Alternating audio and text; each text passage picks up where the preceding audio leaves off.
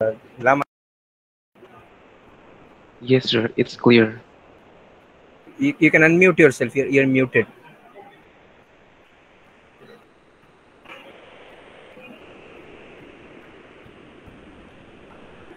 Yeah, you can unmute yourself, Lama. You are muted.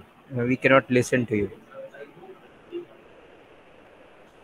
It's okay. I hear you somehow.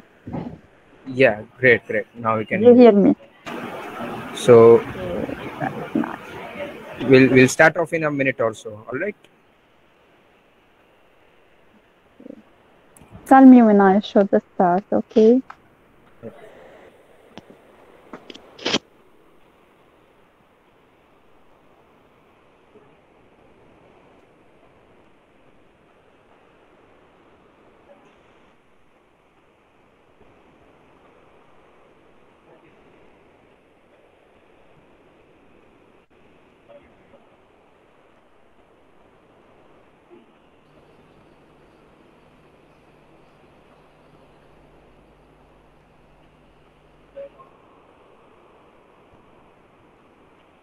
All right. So we'll start off now.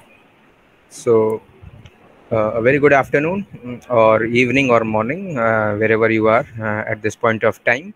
Uh, we at the Center for Constitutional Law and Policy, Parul Institute of Law, Faculty of Law, Parul University, warmly welcome you for this interesting session. We keep on organizing a lot of contemporary discussions on very exciting topics. This topic of today is something a little bit of unfortunate. We wish could not we were not required to discuss this, but unfortunately there's a war going on between Russia and Ukraine. So our topic for today is the the socio-legal dimensions of the ongoing war between Russia and Ukraine. And for that, we have got a very insightful resource person with us, Miss Lama Anis Audi. I'll first of all introduce her to all the viewers. So she's a mediator and a conflict management specialist in accordance with the Australian mediation accreditation standards. And she had studied law at the Lebanese University. And she also holds a diploma in mediation and options from Australia. She is head of Legal Palestinian Union at South Lebanon. She's also a consultant representative Middle East at the Three Seas Met Mediator and the chief and co-owner of the initiative of Peace NMD, Peace Negotiations and Mediation for Diplomacy and Judging Competitions as well. So a very warm welcome to you, Lama. First of all, thank you for taking out the time. Before I actually hand over the session to you, I would request Professor Dr. Mohammad Salim Khan, sir, to formally welcome you on behalf of the Institute. Salim, sir. Thank you, Professor. A very good day to one and all present over here, irrespective of the time zones that we are into. Rightly said, Faisal. Thank you. On behalf of Parul Institute of Law, our Dean, Dr. Akil Sayed, and Parul University, I, Dr. Mohammad Salim Khan, formally would like to welcome each and everybody present in this forum today over here. It's the need of the hour when we see certain unrest in the society, and unrest that will affect the global leaders and the global community as a whole, creates a very great impact on the society. We need to understand what impact will it have, will it be affecting on both of the parties to the conflict, or the parties to the conflict and the parties who are not into the conflict, because the party who are not into the conflict will be the one who will be most affected by the conflict, I believe so. Taking the conflict between Russia and Ukraine, again, it has a global impact on each and everybody who is a spectator, who is a partner. Like it affects India in a very great sense, because majority of the Indian students goes to that country for their higher academic studies and various other international relations also. Let me not get into the scope of the speaker. She will be highlighting more on this particular aspect. It affects each and everybody, and again, for the academicians, it opens a new Pandora of discussion as to what are the pros and what are the cons, and who is at what end. With this, I welcome each and everybody, and I thank Lamita ma'am for being gracing the occasion over here. Without taking much more of the time, I welcome everybody and hand over the mic back to you. Thank you, ma'am. Thanks a lot and welcome again. Thank you so much. At the beginning, greetings to my dear students and the preachers, the Barol University, and every one of you. About the war in Ukraine and Russia, the crisis between Ukraine and Russia indicates multiple problems.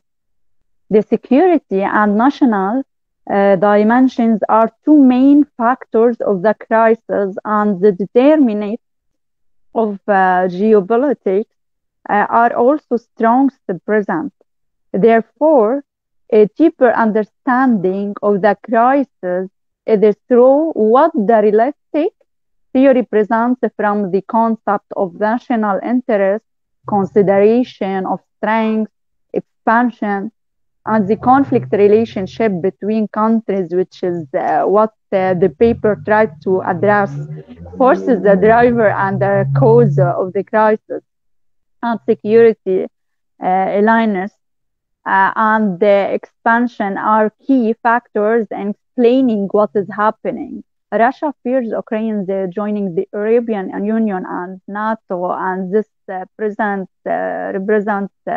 strategic and security risks to its interests, and even a threat to its security as perceived by Russia leaders, as well as the issue of deploying NATO missiles in the region and other issues that are related to the so-called high interest of states and also the Europeans. The Europeans are also afraid of Russia and its expansion and spread. Higher national interest, security, and strength are points that are a real driver for each party related to the crisis, and they are the entrance to understanding and analyzing it. The secure of diplomatic endeavors and peaceful solutions and linked to the extent to which each party achieves its interests and goals. If the West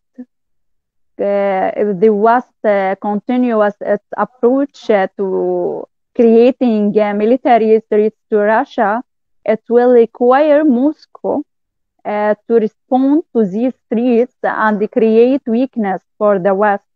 On the other hand, it seems that the United States and its partners in the alliance are not ready to give such guarantees because it is a precedent and means submission to Russia, which makes the crisis open to all possibilities. And on the other hand, the war in Ukraine caused shocks in the financial market. This damage depends on the extent of the continuity of the recent turmoil in the market and whether it was temporary shock or a permanent crisis.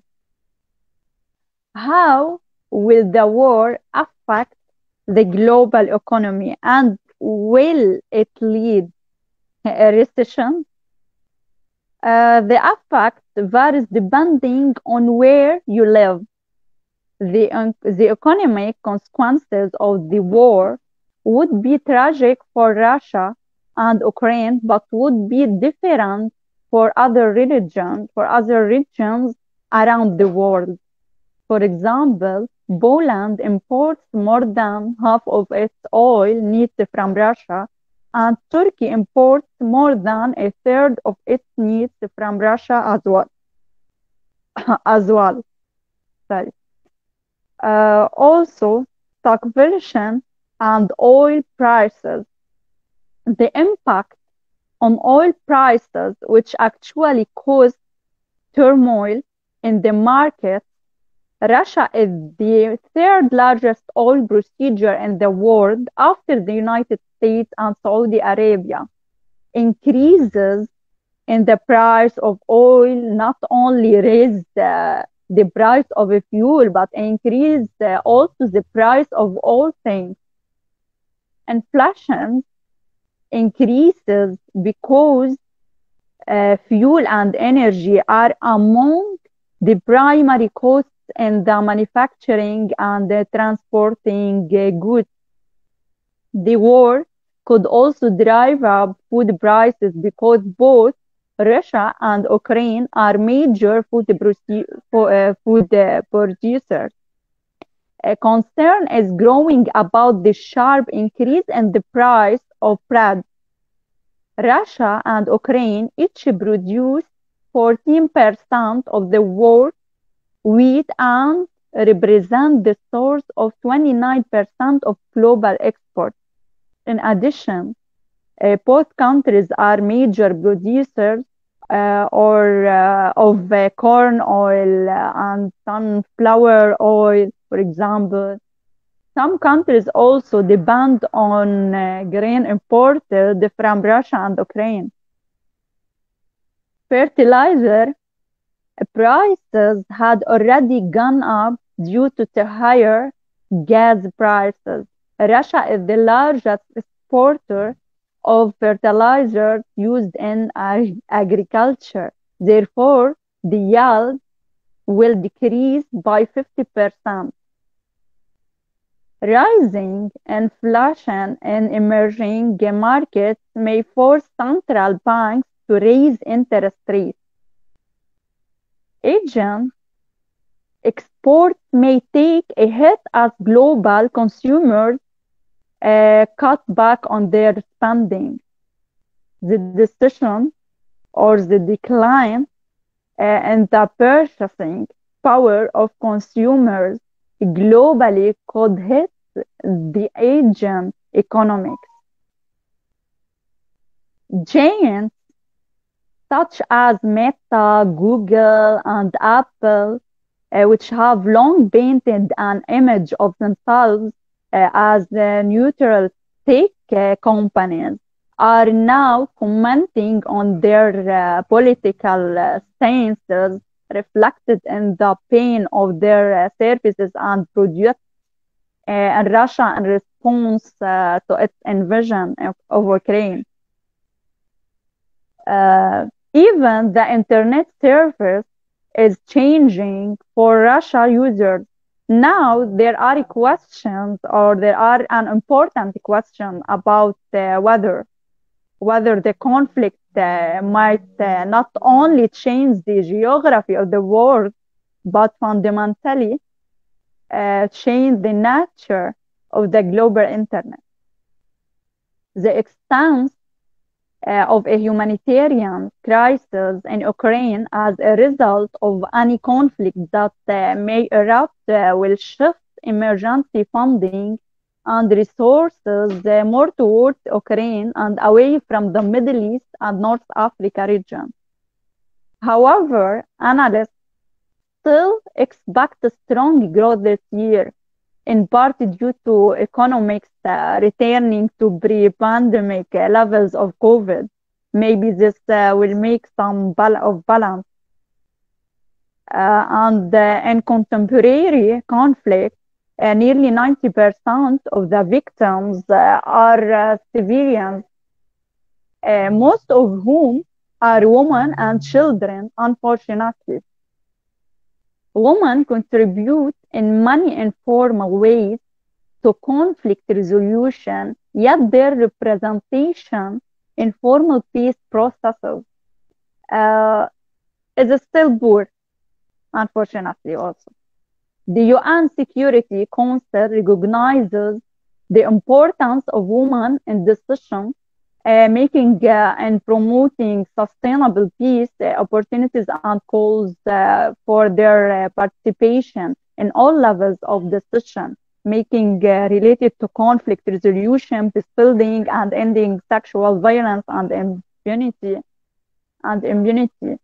The situation of children affected in armed conflict is an issue that affects peace and security, as the protection and well-being of children affected by armed conflict must be advocated for. Today, struggles are fewer, unfortunately also, in number, but they are deeply rooted. Many are complicated by the regional dimensions that are the key to solution. National interest, security, and strength are the realities of each party to have a relationship with the crisis, the interim, to understand and analyze it. The success of diplomatic efforts and peaceful solutions are associated with the most effectiveness of its interests and objectives. And now, how we can use the peace and security in wars to preserve peace. In fact, about two-thirds of peacekeepers today are deployed amid ongoing conflict where peace agreements are shaky or absent.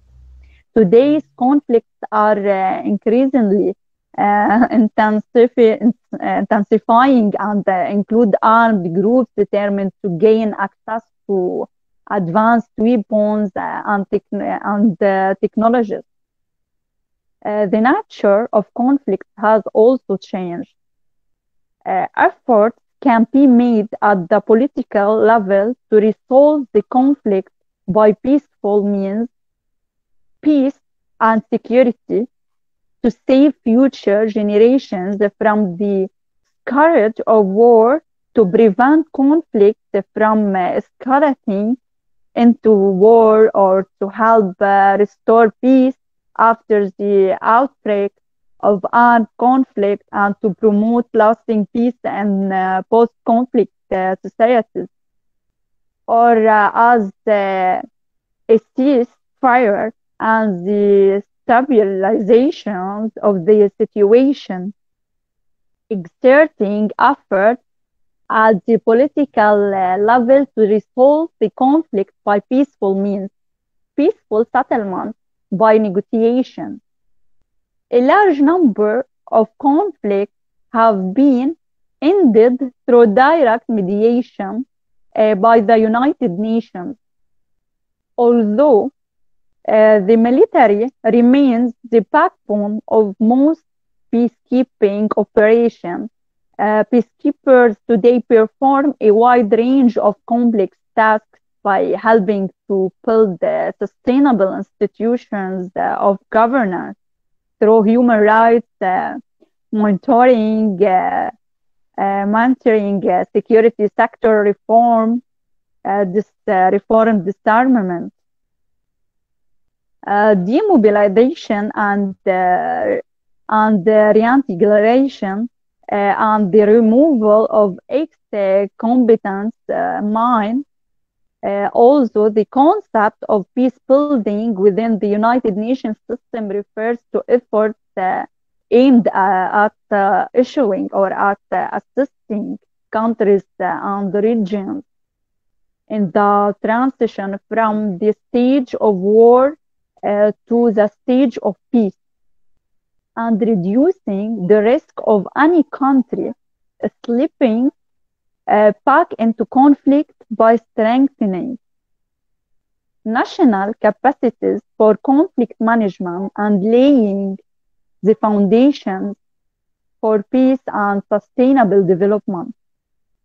Peace building requires continued international support for national efforts through a wide range of activities, monitoring ceasefires, demobilizing and reintegrating combatants, assisting in the return of refugees and displaced persons, for example, helping to organize and monitor elections, to form a new government, and support justice and security sector reform, strengthening the protection of human rights and promoting reconciliations after the past article or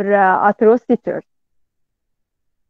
Preventive diplomacy and discernment are among the main strategies to prevent the escalation of disputes to conflict and to prevent its recurrence. Preventive diplomacy refers to the measures taken to prevent disputes from arising or turning into conflict, and to limit the spread of conflicts when they occur. It may take the form of mediation, conciliation, or negotiation. Genocide prevention and the responsibility to protect, develop institutional and practical concepts and policies related to the responsibility to protect. These include alerting relevant actors to the threat of genocide, war crimes, ethnic and cleansing and crimes against humanity, for example, and strengthening the capacity of the United Nations to prevent, including incitement to these crimes. And the final thank you, I want to thank Barol University to invite me to be here, to have me, and the Center of Constitutional Law and Policy, Barol Institute of Law, and also to the coordinator, Faith, Ayat, and Sir. Yeah. Thank you. Does anyone have anything to, any query, any questions? Anyone which you want to pose up to Lama? You can raise your hand or directly speak or put it in the chat box as well if you want to.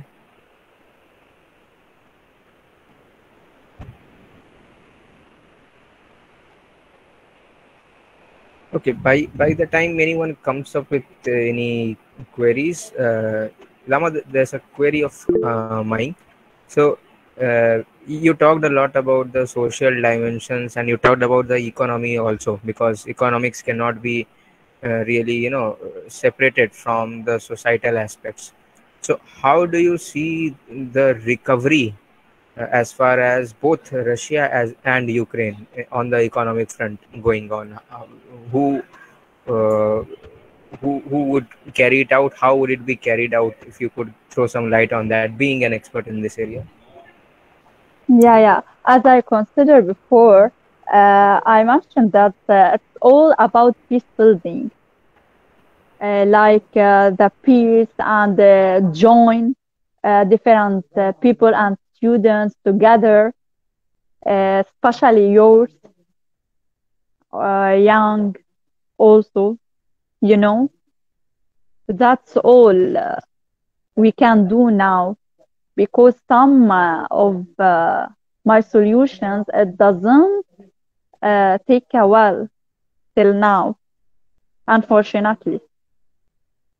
It's all about the benefit of countries, It's more about the people and peace or president. That's why. True. Bodhisattva Acharya sir, you can go ahead with your question.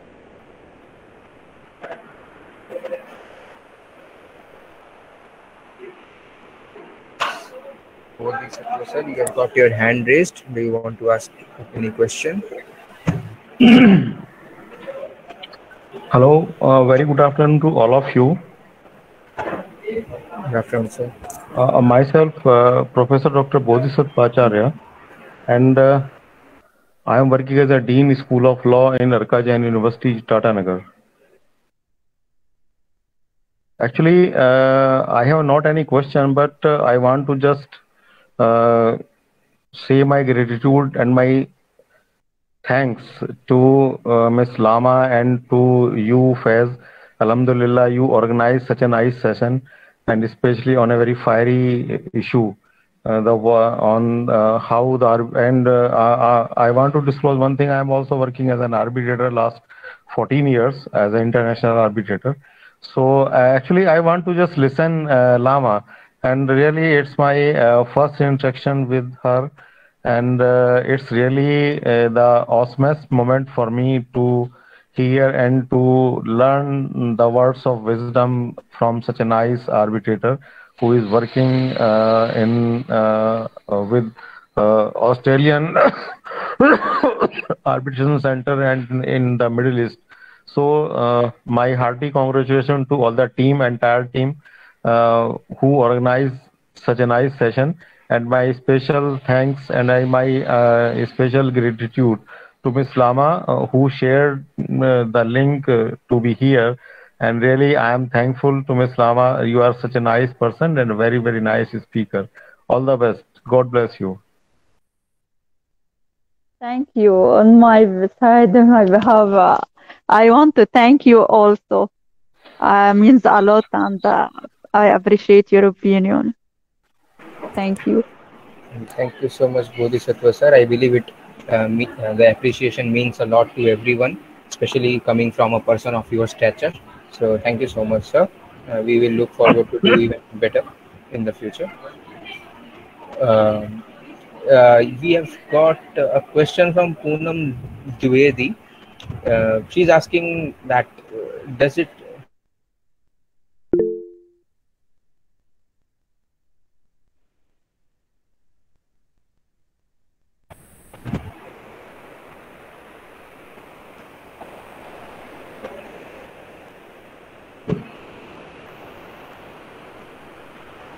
Yeah, am I audible, Lama? Will the war affect the cryptocurrencies as well? That's a very, very specific question asked by a student. What's your take? But I didn't hear the first part of question. Can you repeat? Is the war likely to affect cryptocurrencies as well? Cryptocurrencies. You mean about the Bitcoin. resolution? No, no. On the economic front, with respect to cryptocurrencies like Bitcoins, is it likely to affect that as well? Since we are talking about the economic front, cryptocurrencies. Yeah. I didn't understand a lot due to the Wi-Fi issues. Can you please write it on the Yeah, chat yeah, box? yeah. If you see the chat box, there's a question from Poonam Dwivedi. Yeah, yeah. Can you see the chat Because box? some of words I didn't hear it. I will see it. Yeah. Yeah, yeah. Let's see it. Where is it? Chat box.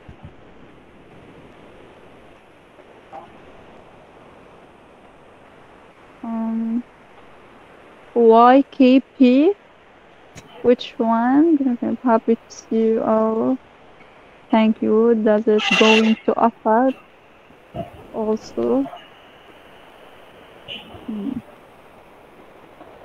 If you want, maybe we can come to that You mean question. does it going to affect Yeah. yeah, yeah.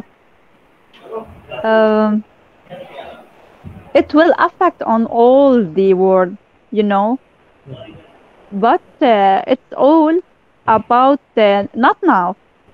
Maybe in the future if it's continue, okay. But also it depends about us and the presidents and the agreement together, you know. Okay. Perhaps that's a very realistic answer. Shreyansh, you have got your hand raised. You can have a question from you.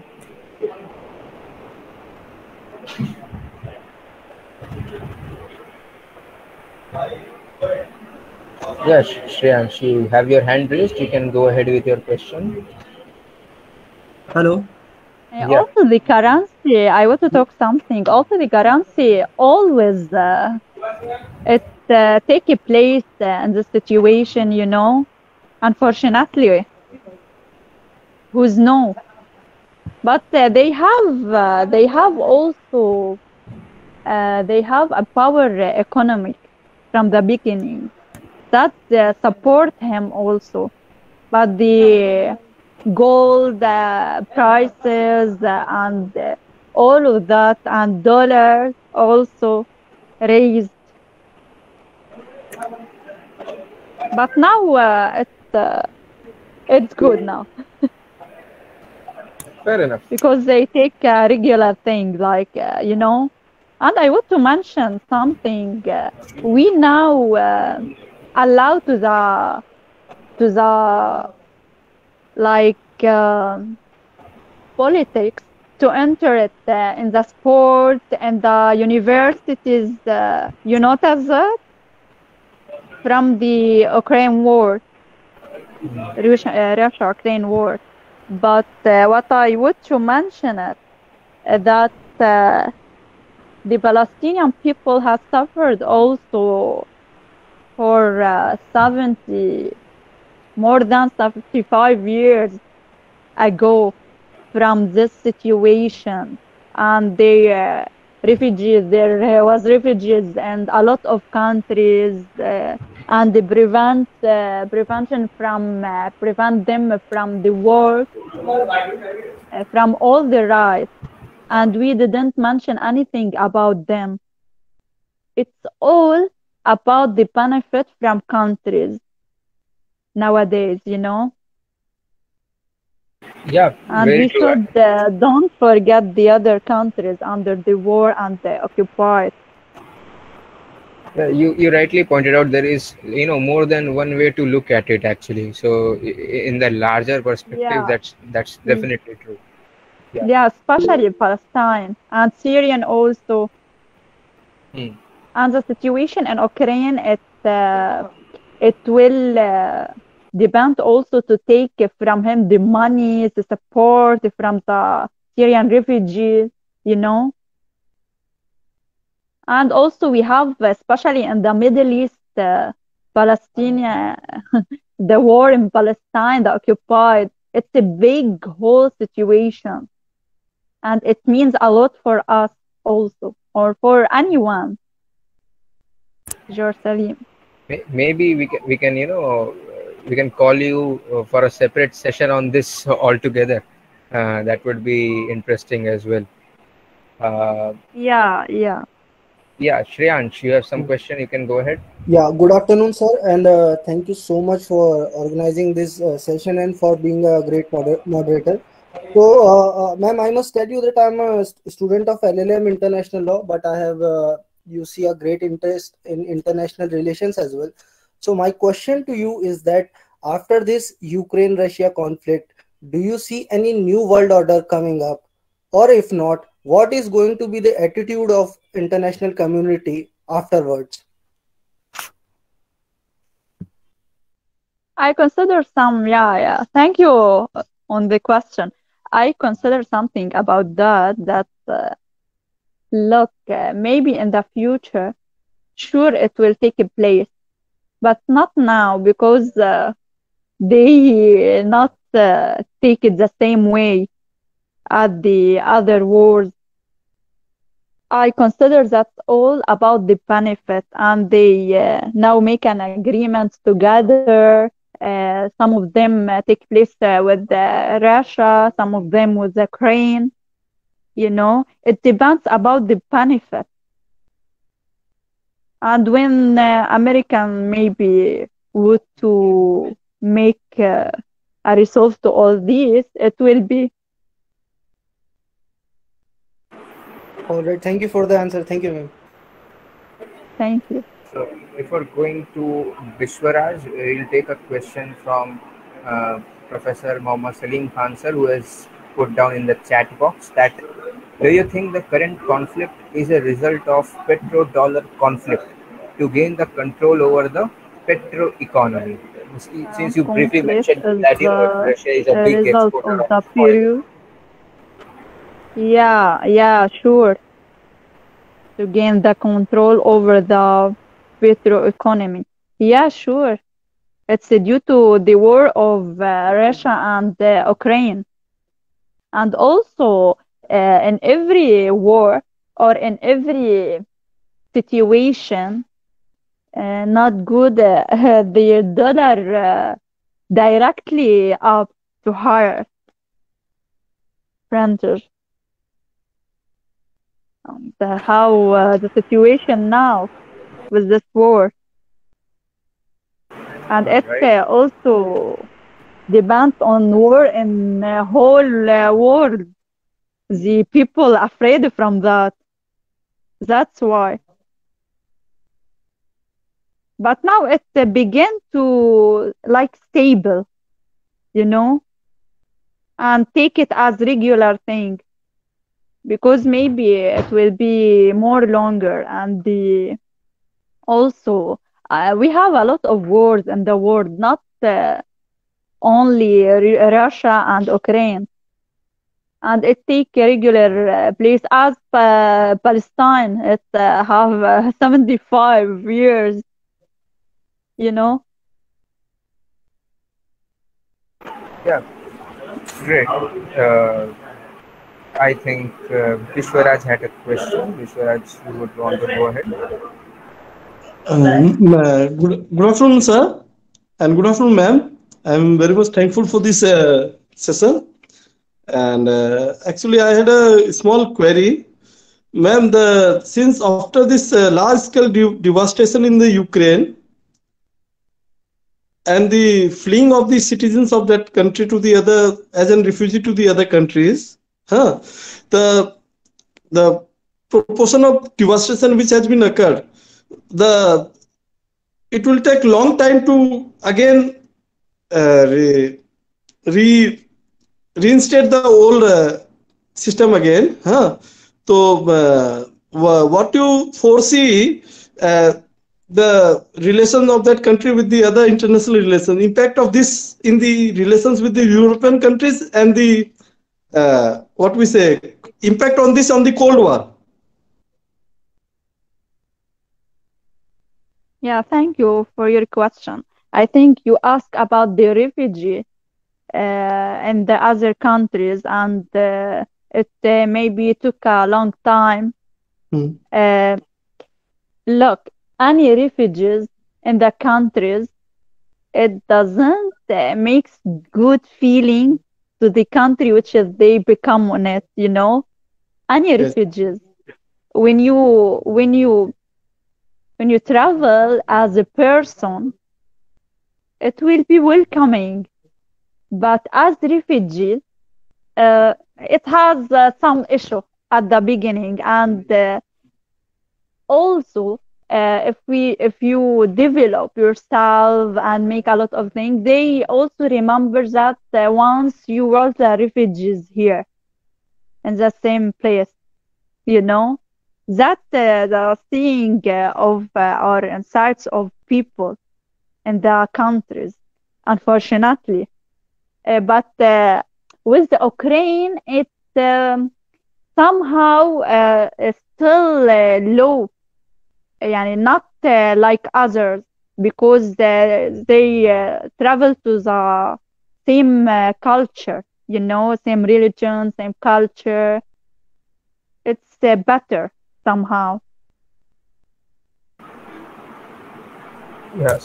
Yeah, so it's not so much homogeneous as we sometimes think it is or it to be. Yeah.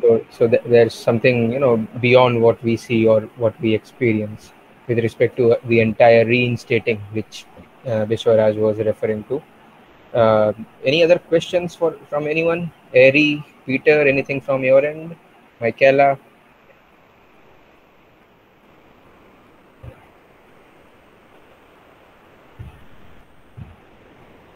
Yes. Any other questions do we have?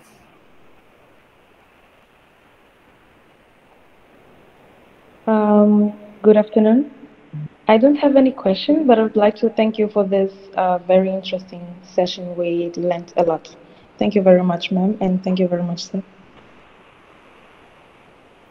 Thank you for you to All right. attend for your time also.